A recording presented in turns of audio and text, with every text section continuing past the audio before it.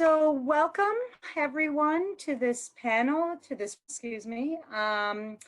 it's my real honor and pleasure to introduce our speaker today. Before I introduce him, let me just do a little bit of housekeeping. Our speaker, Professor Standing, will speak for about 40 minutes, and then we'll have about 20 minutes for question and answers. And to submit a question, you can go to the bottom part of it where it says Q&A and just type in your question. And after the talk, I will read aloud the questions that are posed. So let me now introduce our speaker today. Dr. Guy Standing is a professorial research associate at SOAS University of London. He has a PhD from the University of Cambridge. He's a fellow of the British Academy of Social Sciences and the Royal Society of Arts. He's a co-founder and honorary co-president of Earth Network, and he's a member of the Progressive.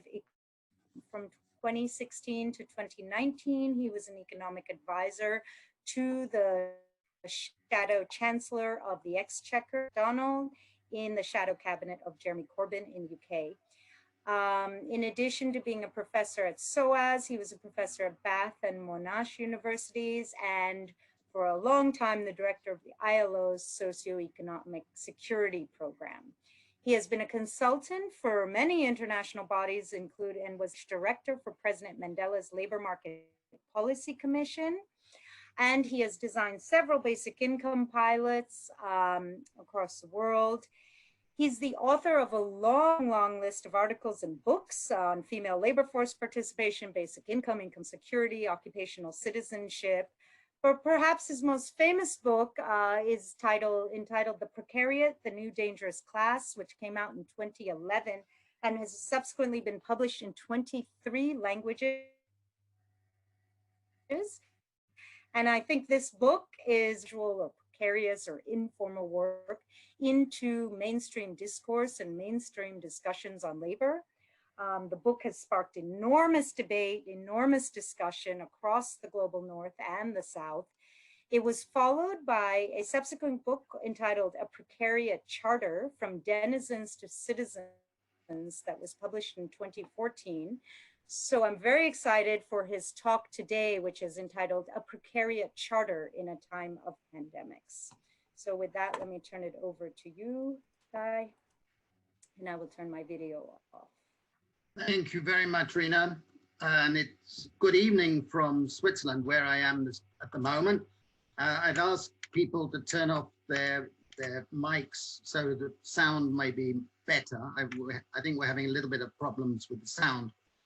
I'm going to try to present a synopsis, drawing from the series of books that I've been writing over the last 20 years. And the latest one has just come out in March, and it coincided, of course, with the pandemic, the beginning of the coronavirus pandemic.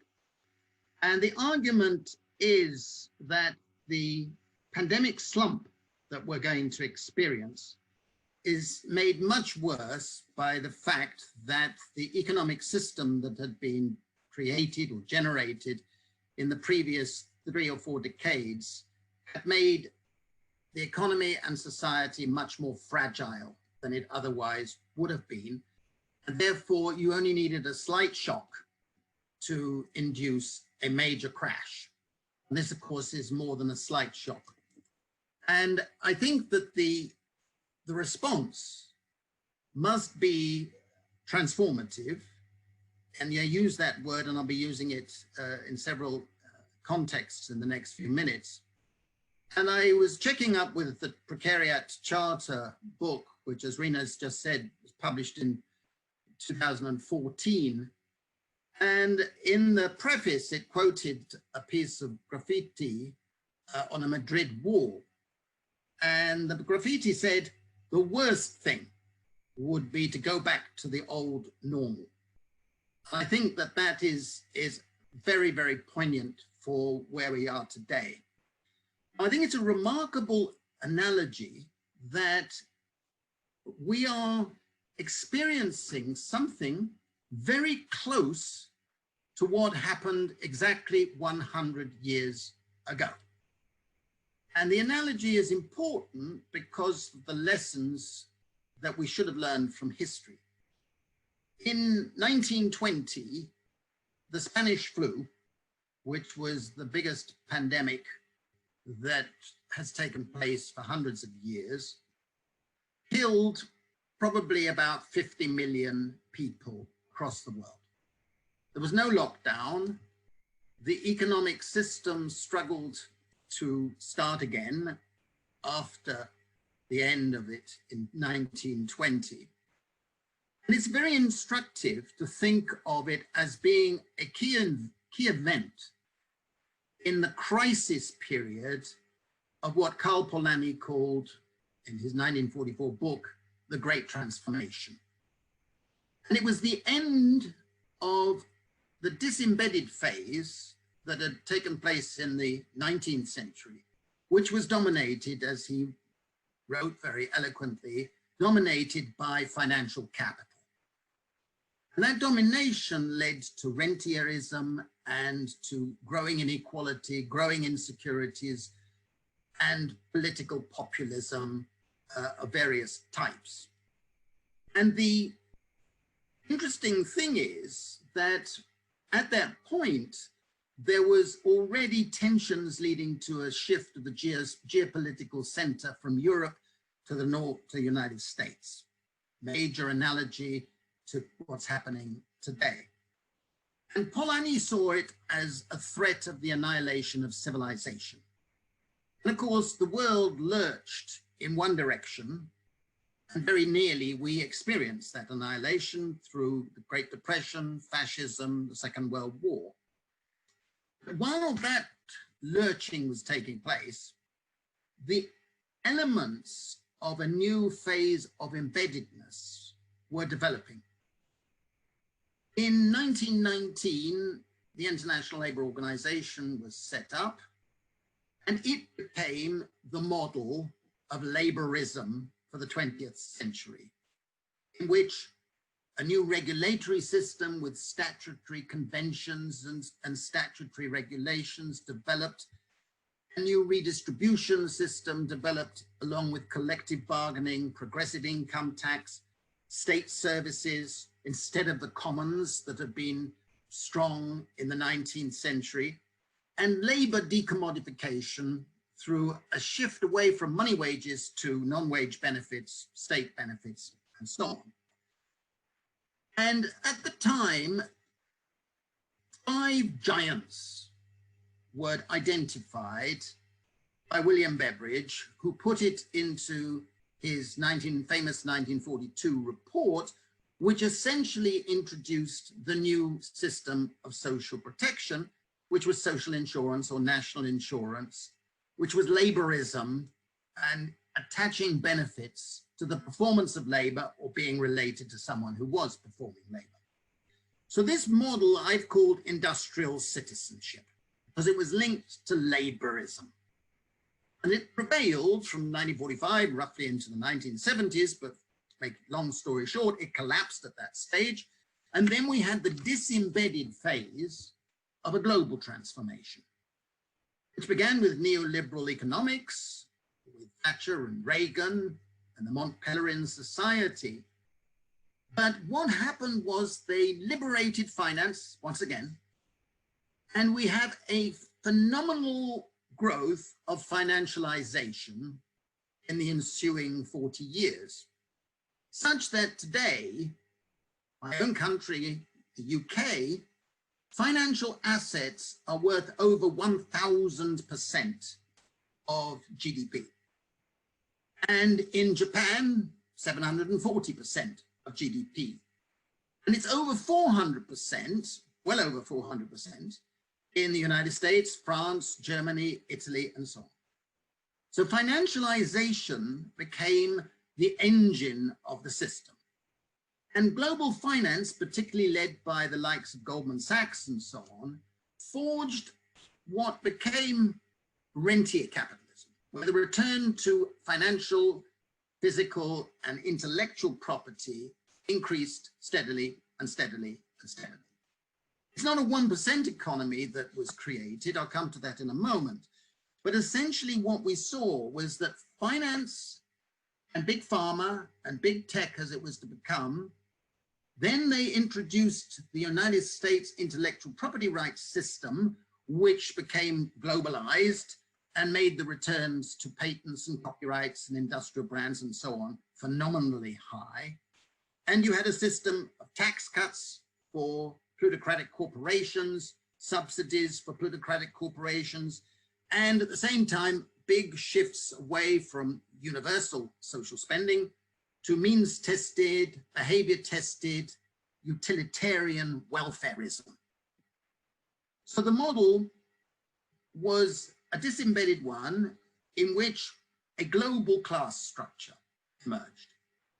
Now, I've analyzed that in my own terms, in terms of a plutocracy, an elite, a salariat, a whole shrinking proletariat, a precariat, and the lumpen, people of social victims outside the system. And the key thing is to see the growing class elements as being the plutocracy and the precariat. And the precariat is not like the old working class. It's defined by distinctive relations of production, distinctive relations of distribution, and distinctive relations to the state. I'm not going to go into that in any detail, but essentially you have to define the precariat in a way that is not just about precarious labor. I don't like the term. It's not about unstable labor, although that is a feature, but it's much more about the fact that the precariat has no occupational narrative, it has no occupational identity, and it is exploited as much off workplaces, outside labor, as inside labor and inside workplaces. And essentially, whereas the top elements have been receiving more and more of their income in forms of rent, the precariat is the class in the making, because it's still disunited, that is systematically exploited through debt mechanisms of workplaces outside the labor market. And I think that this class in the making is best seen in the context of not Beveridge's 5 giants, but the modern 8 giants that rentier capitalism has generated, which makes the economic system and society incredibly fragile. I've just had the privilege of doing a musical video with Massive Attack on the next theme, but I think it's important to see this context before you come to the Precariat Charter and the elements I'm about to discuss. Essentially, the 8 giants are inequality, and where wealth inequality is much greater than income inequality, and where more and more of the wealth that exists in society is inherited rather than made, and where more and more of the inequality is concealed through tax evasion, various other elements, and so on. The annoying thing is that in having such inequality and such fragmentation, if you want to raise median incomes, you have to have a higher rate of economic growth, which has fundamental flaws and is unsustainable. The second giant is insecurity. We are suffering from a pandemic of insecurity characterized by uncertainty and an inability to cope with shocks. The third is unprecedented debt. Private debt has never been higher. Household and corporate debts are at record levels, and you only have to have a slight shock and suddenly millions and millions of extra people and firms are unable to maintain their debts.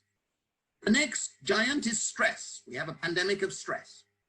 And the same phenomena occurred at the end of the disembedded phase of Polanyi's Great Transformation, when workers were being forced to adapt to a new lifestyle, a new work style, and suffered from nerves, breakdowns, suicides that Emil Durkheim famously analyzed, and so on. The fifth giant is precarity. And I characterize precarity as the systemic loss of rights, all forms of rights. And the key thing to understand the psyche and behavioral reactions of the precariat is to realize that the defining feature of somebody who's being in the precariat, and I've had thousands write to me to affirm this, is a sense of being a supplicant. You have to beg, you have to ask for favors and so on. You are not somebody with secure rights. The sixth giant are those robots. They're increasingly disruptive. The technological change is disruptive. I don't think they're going to make us all workless, etc. But they are certainly increasing inequalities, rentier capitalism, and so on, and are very disruptive. It's the seventh giant, which is threatening everybody, the whole ecosystem, the whole of the social formation, and that is the threat of extinction. And that extinction, of course, includes ourselves, includes the ecosystems. Already, this is the sixth pandemic of the 21st century. Unprecedented number and scope.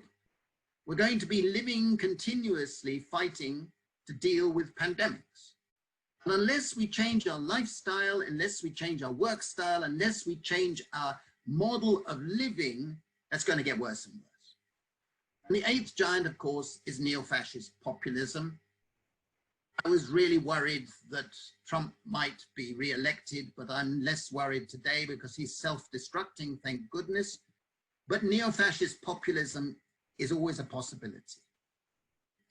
So what we have today is the new emerging class is the precariat, numerically.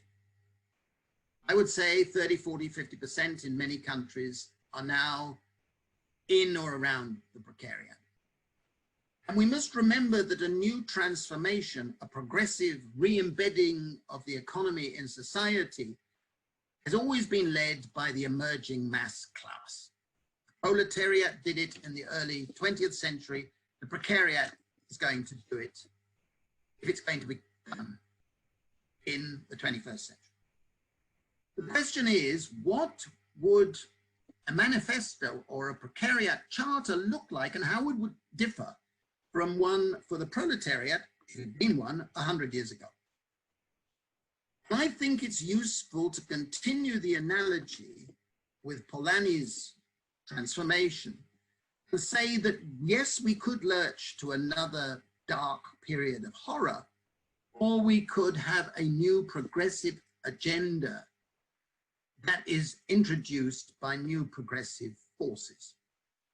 And it's desperately important that we identify that and we realize that it's going to have to be led, not necessarily only by the precariat, but led by people who understand the precariat.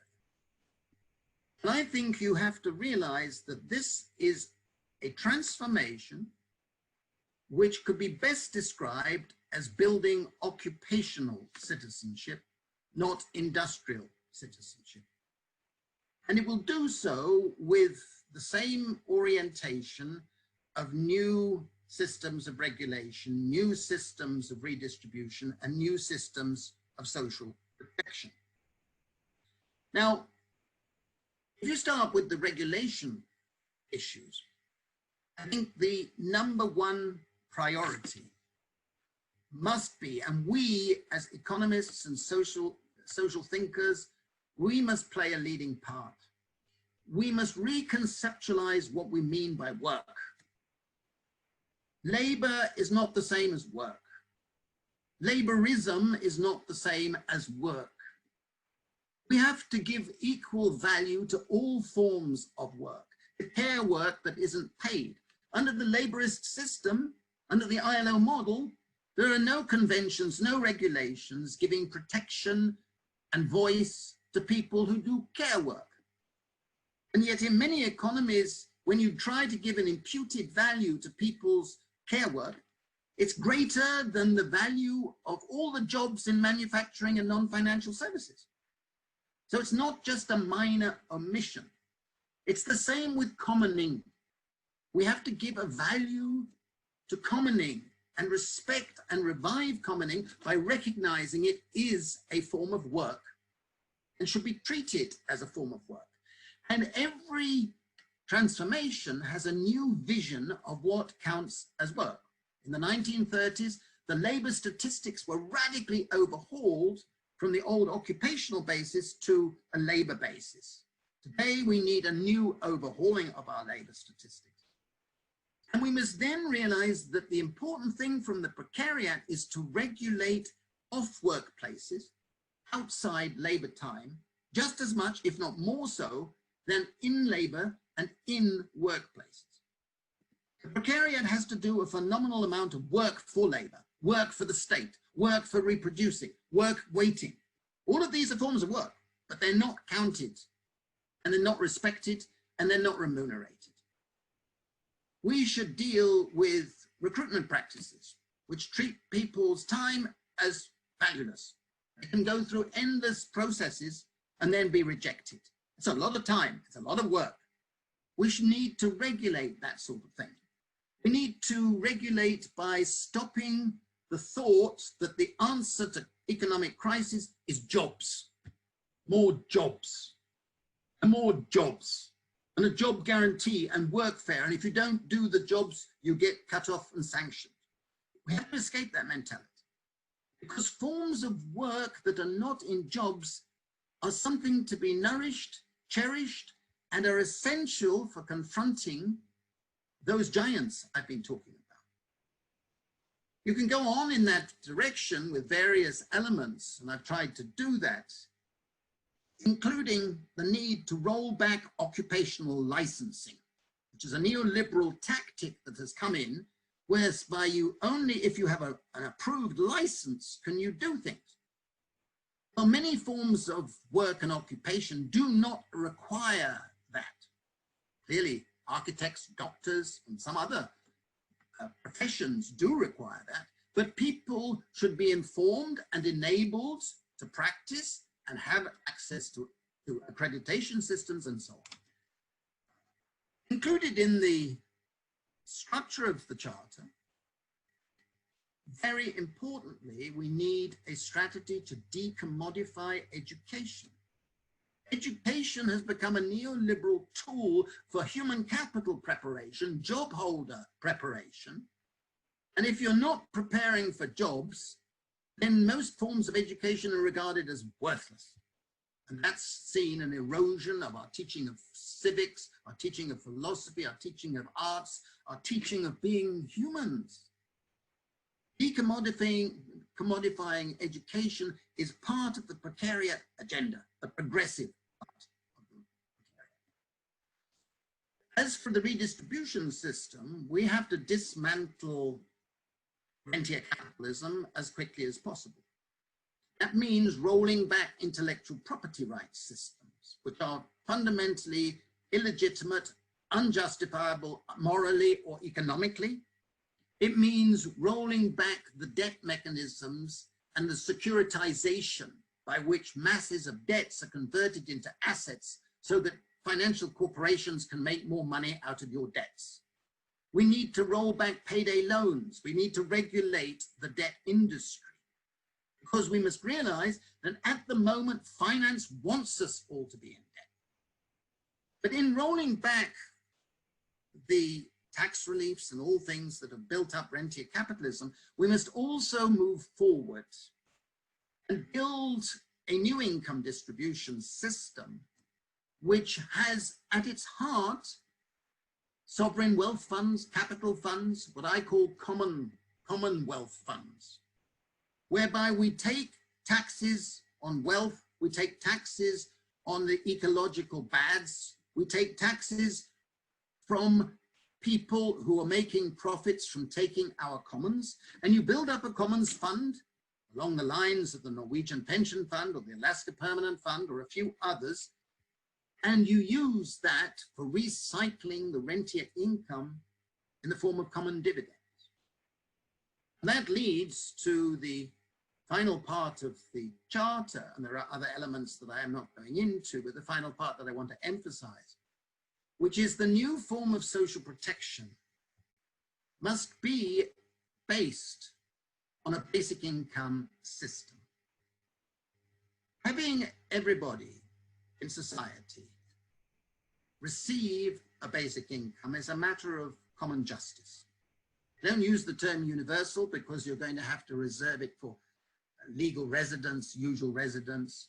And you're going to have to say to migrants, you'll have to wait, we'll give you other support systems, but you're going to have to wait to qualify for pragmatic reasons. Prefer the term basic income. And a basic income system means it's a matter of common justice. Wealth and income of all of us is to do with the efforts and achievements of the many generations before us, much more than anything you do or I do myself. And if we allow for private inheritance, we should allow for social inheritance. Don't be fooled by people who say they don't believe in something for nothing. They do because they allow inherited wealth, which in my country comes to over 60% of all wealth. It's inherited, a lot of something for nothing. So unless they favor abolition of inherited wealth, they should stop being hypocritical. But it isn't, it's something for something, because it is saying we respect you as a citizen, as a resident, legal citizen of our society.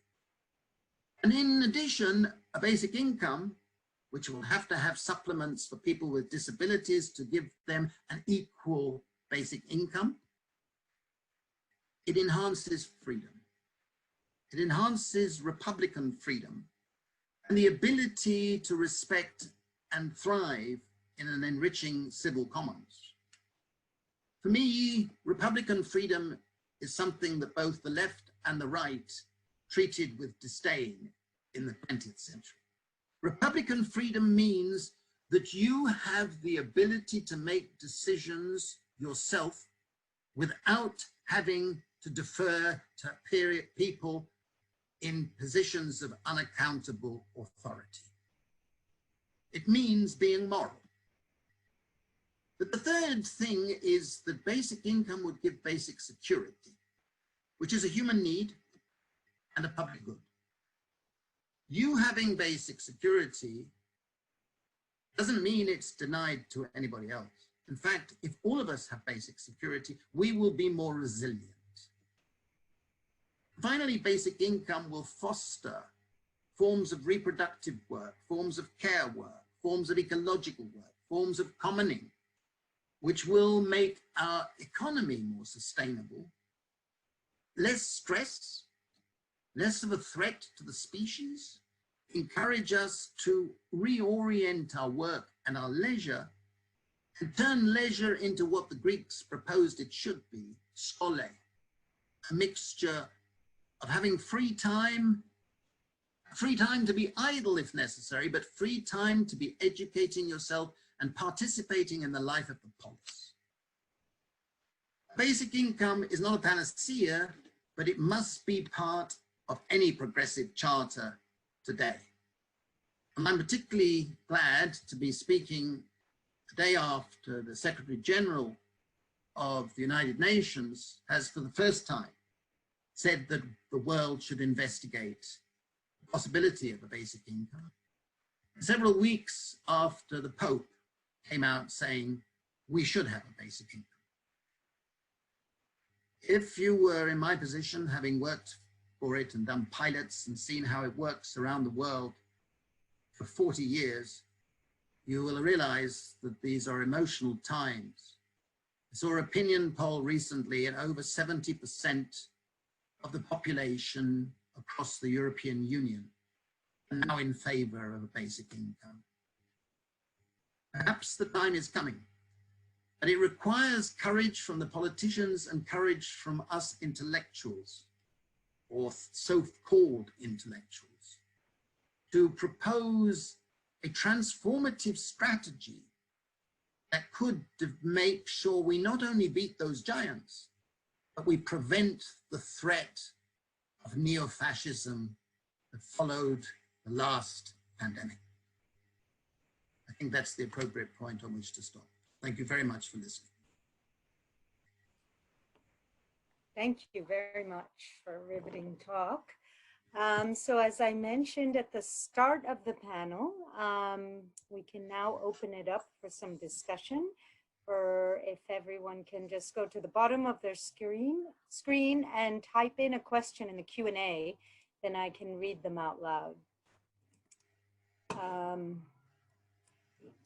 While we're waiting for it to populate, I will start off with one question, if I may. To Dr. Standing, I'm curious if you can specify a bit more as to how the pandemic changed your thinking, if at all, on the charter. So at some points in the talk, you noted, of course, the pandemic has highlighted the deep, deep inequalities that we were already entering, not only in terms of income, but in terms of wealth.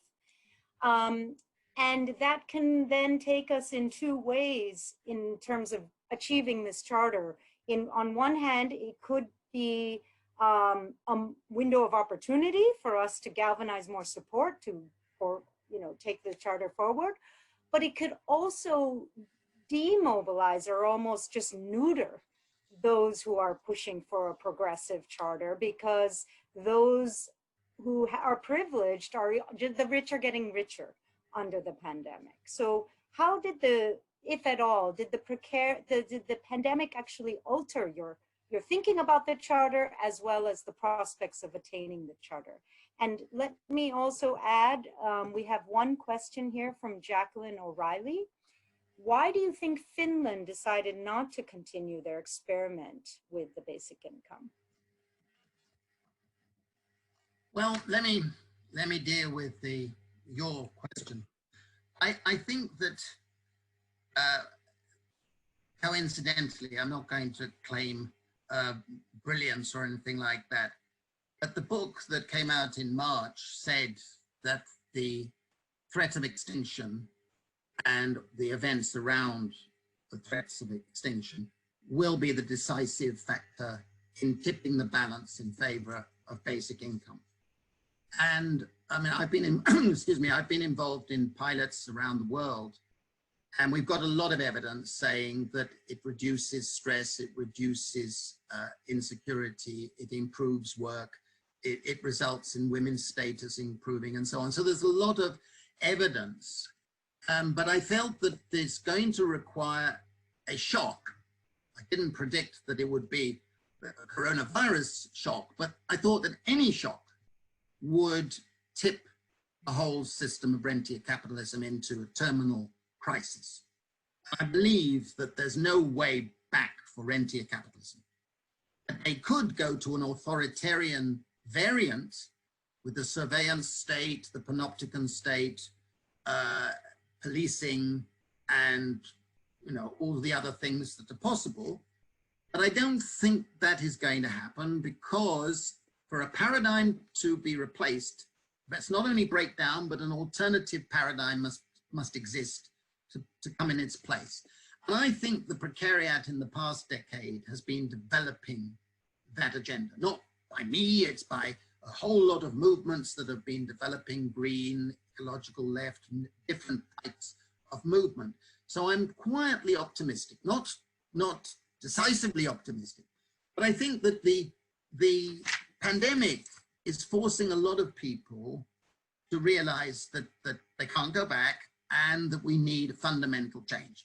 A whole lot of plutocrats came out last week saying wealth should be taxed much more. I mean, that didn't happen before. So even they're on the run, I think. And clearly Trump is on the run. Now, I think the elements of a new paradigm are there. A lot of people are talking about them. As I said at the end of the talk, I'm enormously impressed that suddenly huge numbers of people are coming out in favor of basic income. We put a video out by Massive Attack last week, and already over 250,000 people have viewed it. I mean, this is a momentum taking place. Now, as for Jackie's comment, and nice to hear you, Jackie, it's always good to meet, even in these circumstances. I think I really wish I could say this so firmly that nobody would repeat the question ever again. The Finnish experiment on which I was involved right at the beginning in 2017, was designed as a 2-year pilot. A 2-year pilot. In other words, it had to begin at a certain day and end on a certain day, December the 31st, 2018, right? Contrary to what the BBC and the Guardian wrote, it was never stopped. It was never abandoned. It began on January the 1st and ended on 31st of December 2018. It was not a failure. It was not abandoned.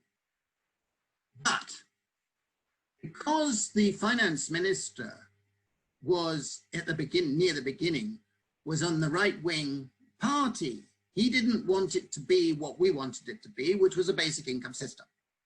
So what it was a non-conditional unemployment benefit for 2,000 unemployed.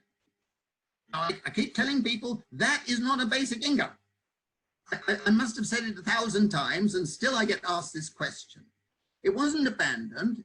On its own terms, it was very successful because it showed that you didn't need to have all those behavioral conditions for the unemployed because it didn't lower their work rate. It didn't stop them working. In fact, many of them started up secondary activities, craft work and so on.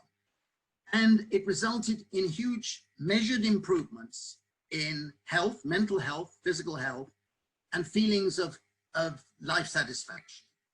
But for me, it is not a proper basic income. A proper basic income is when everybody in the community, regardless of work status, regardless of marital status, regardless of income status, receive the basic income. And it has network effects. It has community effects. It has feedback effects. It improves health in the community, improves the social atmosphere, the resilience of the communities. And where we've done proper basic income pilots, as I've listed them in the appendix of the 2 books on the subject, they've had these very positive effects. Improvements in health, improvements in schooling, improvements in work, improvements in status of women, improvements of status of people with disabilities, and so on. So for me, it was an interesting experiment. It's got a lot of publicity. It's been misrepresented, but it's not a proper basic income experiment. Thank you. We have 3 more questions. I'm going to read the first 2 out. The first is by Nancy Di Tommaso. Given the multi-decade campaign of right-wing billionaires to undermine any prior social welfare system provisions and the fact that they have perceived themselves to be on the verge of success until the current pandemic and economic crisis, what would you anticipate as the strategies? Ooh, just left my screen, sorry. I just lost it. What would, sorry. I can't see the questions, I can't help you. What would you anticipate as the strategies for resistance to your Precariat Charter? I think I discussed this in a chapter. I think this is going to be an interesting period when we get some forms of class alliances on key policies. For example, one that I didn't talk about in my talk, but I think is very, very important, is the loss of the civil commons. And the civil commons have been the poor's overcoat, as it was called over many generations. And the lack of due process by governments, by positions of authority, by bureaucracies and so on. So that if you're in the precariat, you get treated with total disrespect. There's no due process. You can be sanctioned, you can be punished, you can be denied something without any trial, but it's a huge negative effect for yourself. We need organizations and bodies that empower people in the precariat to pursue their needs and aspirations.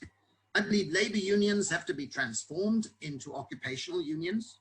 It's an irony of the International Labor Organization, where I worked, that in over 100 years, there hasn't been a single convention on occupational citizenship, on protecting occupational life, enabling people to develop themselves through occupations. On the contrary, we've seen licensing develop, we've seen restrictions, we've seen abilities of insurance companies and bureaucrats to take away the ability of people to practice what they're perfectly capable of doing. And I think we need bodies that support people who are in the precariat to abolish the conditions that define the precariat and therefore abolish itself. That's why I call it a dangerous class. It's a radical, transformative class. Unlike the old proletariat who just wanted more labor and more income from wages and things, they wanted the continuation of the system, they just wanted more of the pie. Whereas the precariat, progressive part of the precariat want a different lifestyle. They want to nurture commoning. That's why my book, The Plunder of the Commons, is getting a lot of precariat feedback. We need to revive the commons and commoning, sharing activities, the reciprocities that go with commoning, which has gone out of the English language because of the focus on labor and laborism. So we need a different type of transformative agenda, which puts the ecological issues, the work that is not labor issues, high up, and the question of economic rights through basic income very high up. A different type of model, and that's the essence of the books. Let me pose two questions that have come in related to social rights and to some extent the concept of commons, which have to do with healthcare and education. The first is by Petra Sauer. How do we secure high quality health and education for all simultaneously with basic income? And the second one by Elena Piard is related. In a significant number of countries, basic health is not a universal right, in part following the corporatist model. Would you consider universal health to be a first step to basic income, or should they be treated? Sorry, lost you. I've lost you, but I get the gist of the question. Sorry. Did you? Okay, sorry. I'll reread that. Okay. Can you hear me? Yeah, I In can a hear significant. Yeah, the question is just, do you see basic health and basic education as a first step towards basic income, or do you see them as mutually exclusive or distinctive? The way I like to answer this question is you can't win a game of golf with only one club. And we shouldn't be in the situation of saying, do you want health or basic income, schooling or basic income? This is child stuff. We need to build a social formation which gives respect to the values of health and education and freedom and social services. I do not believe in the notion that is popular certainly in Britain at the moment, of universal basic services. I don't know what that would mean. I've discussed it as a proposition and I've read the literature, but basically, I think a basic income is a means of improving health. The Manitoba basic income pilot resulted in an 8% decline in the use of public health facilities because people were healthier. Pilots in India and Africa improved private health, and the people who had been ill benefited more than average from the basic income because they were able to take their medicines, go through to the completion of a course of treatment because they knew they had a guaranteed income. And this, I think, is part of strengthening resilience. The problem we have today is our insecurities are making people unresilient. And so we are having a situation where if you get a pandemic like this, huge numbers of people have so-called preconditions whereby their morbidity will rise and deaths of despair will go up and the suicides will continue to go up. But we know from pilots and other evidence, and psychologists have shown it, that if people have guaranteed basic income security, their health improves, their IQ improves, they're able to make better decisions, and they get control of their health to a greater degree. For me, it is a public health policy. You don't only rely on medicines for dealing with a health problem. You need the conditions which create circumstances where people's health will improve because of the way they live. And for me, this is the way to look at basic income. If you wanted to give a contrast, talk about nuclear weapons, talk about something you don't like. But for me, a good society gives respect to the need for a good health service, good public education system, good income security, and a good few other things as well. Okay, thank you. The next two questions that I'm going to paraphrase and put together have to do with citizenship and questions, but you're not seeing them Rina? Under Q&A. Then there's Rina, can't hear you. Can't hear you. Hello, can you hear me? Can you hear me? No? Now I can hear you. Okay, can you hear me? Good. Yes. The next two questions that I'm going to paraphrase and put together have to do with the issue of citizenship and migration. Sigrid Quack says, could you elaborate a bit on why you draw a distinction between immigrants and citizens in terms of basic income? Would that not generate categorizations and cleavages that might not be desirable? And similarly, Sophia Perez says, did I hear correctly that you conceive of social citizenship to be tied to membership in the citizenry of a current territorial state? Wouldn't that only be relevant in a world with very limited migration? Well, I'm holding up the book because the subtitle of the book is From Denizens to Citizens. And in my ideal world or ideal imagination, every individual should receive the same rights, same treatments, same securities. But I think in practical politics, we have to move along a road. I believe that every migrant, and I'm a migrant, should be treated equally in every legal respect. I think that migrants should face no discrimination in the labor market or in the allocation of housing or whatever. But I think for practical reasons, the basic income per se should be paid to usual residents of a state. And that would mean migrants, legal migrants coming into a country, having to wait for a certain period before they become entitled to that basic income. That doesn't mean they should not receive other forms of help.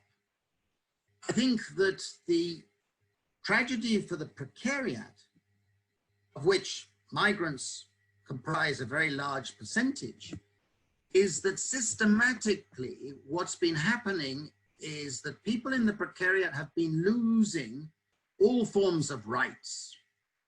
They've been losing civil rights, not having access to equal systems of justice, not being able to afford it, etc. They're losing cultural rights because they cannot practice and operate within their own culture.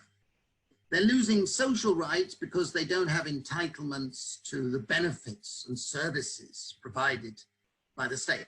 If you're in the precariat, you're losing a whole lot. You don't have to be a migrant. Many people are losing.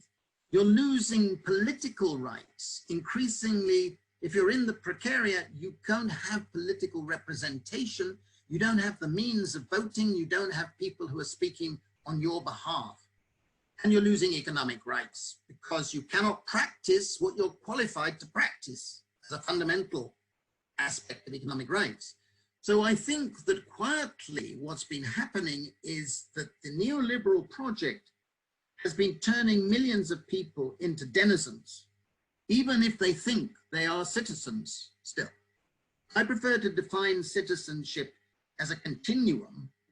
And as I've tried to explain in the books, people who are losing rights need those rights revived, strengthened, and so on. And I think that's why it's part of the charter and part of the occupational citizenship model.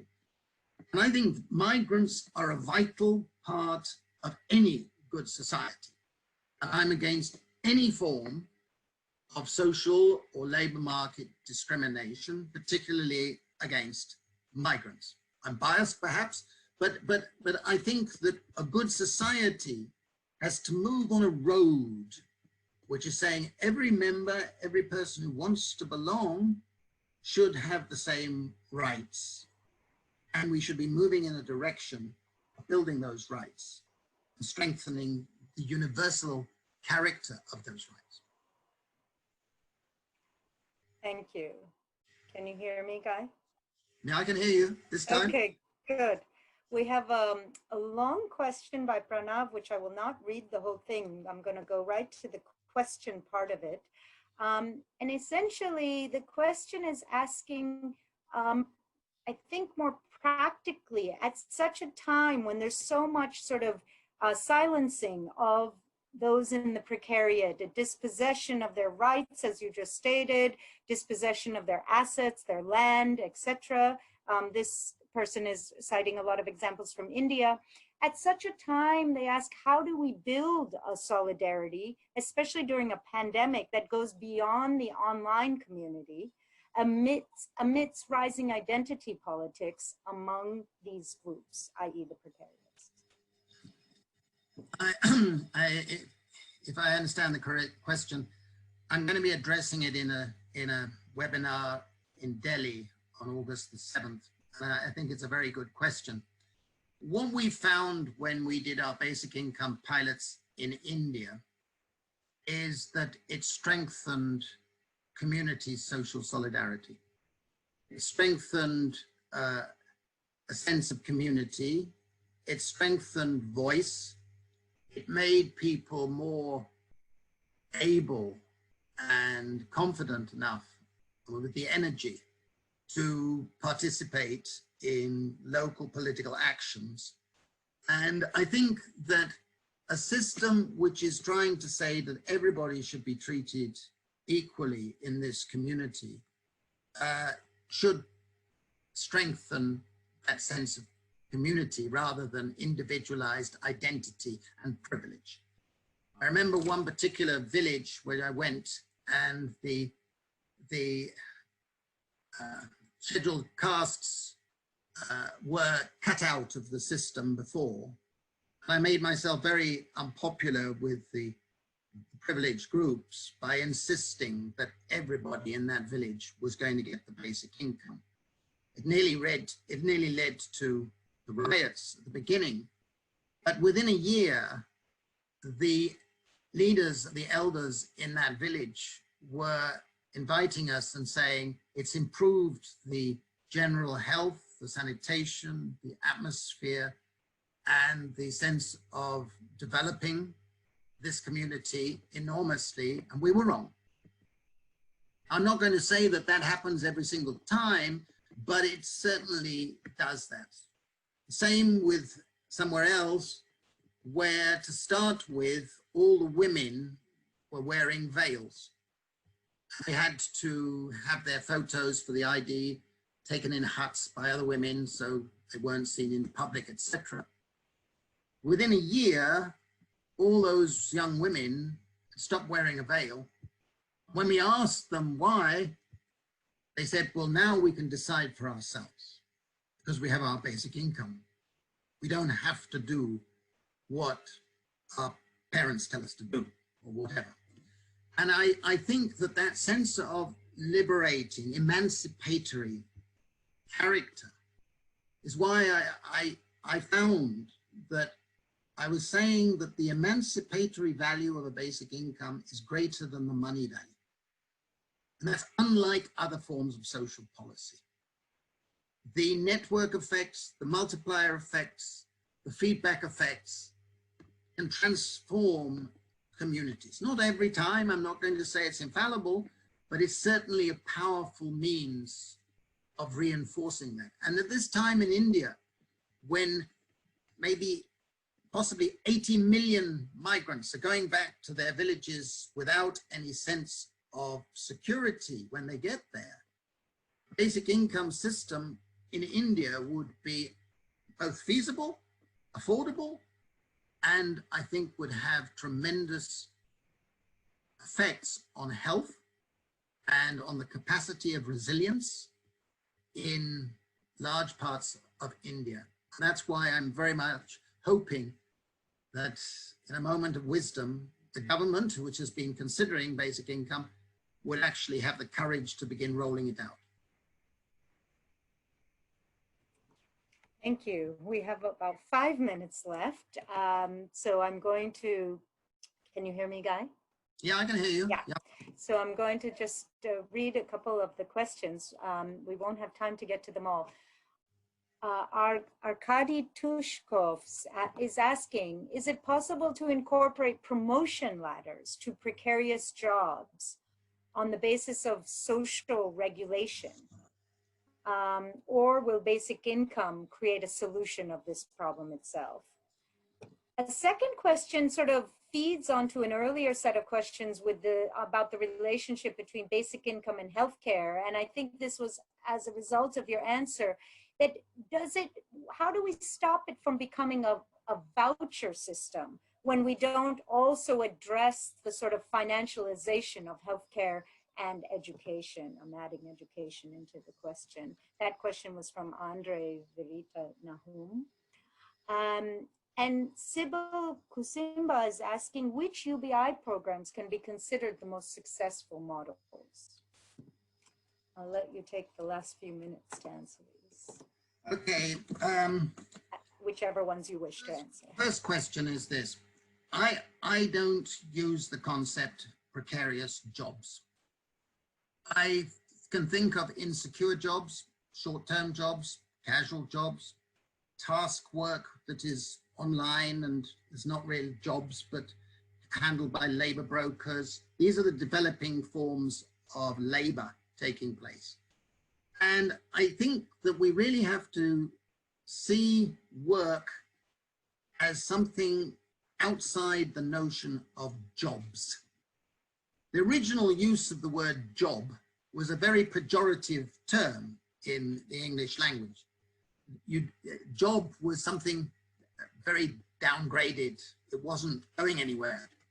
And its very nature is, it has a dead end. Being in an occupation, you don't really worry so much about the specific job you're doing today or tomorrow.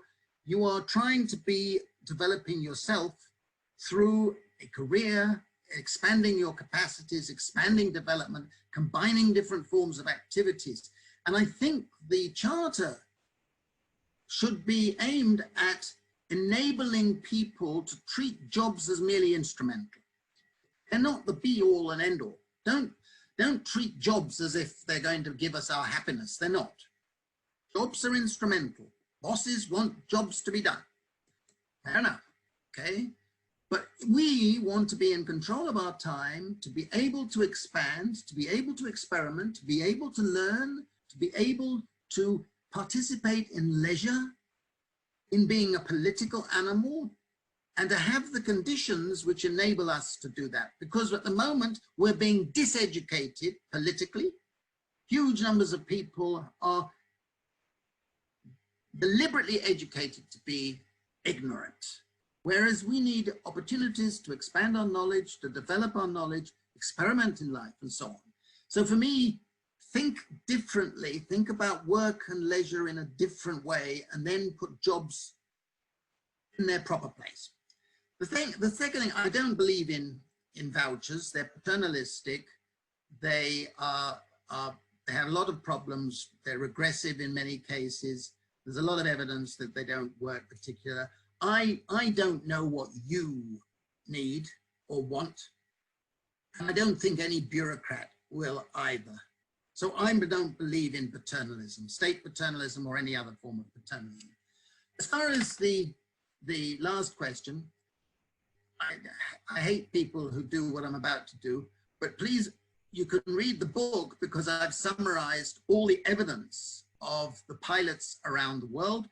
And I think that I'm biased again, the Indian pilots that we designed and conducted, and we've got a book out on the results, I think that was as close as possible to being an ideal framework. Every man, every woman had an equal basic income without conditions, and every child had half the amount paid to the mother or the surrogate mother. And they were able to spend it as they wished, without restrictions, without guidance, and we saw the results. There's another pilot that was in North Carolina, which I call the accidental pilot, which accidentally, a longitudinal study of child development in the community started at the same time as they converted the profits of the casino into paying basic income dividends. And they charted the progress of people, families, for 16 years, comparing those who had not got the basic income with those that had the basic income. And the families where they had the basic income, children on average were 1 year ahead in school than the children of the families that hadn't had the basic income. And because they had a lot of control variables, what they were able to ascertain was that actually the basic incomes had created better intra-family relationships with less stress, less tension, and a better atmosphere for learning by the children. And I found was a wonderful result, but the other pilots that I've summarized, all of them have different designs. Some would, like the Finnish one, was not real basic income pilot. Some have other, idiosyncrasies. But what is striking is every single pilot and experiment that has been done have essentially the same sort of results. Improvements in health, improvements in schooling, improvements in economic activity, increases in work, contrary to the prejudice of the Ian Duncan Smiths and the other bureaucrats of the world, because people have more energy, more confidence. They take more risks of an entrepreneurial type, and they have more confidence, and they want to improve their lives. So for me, the evidence is very strong.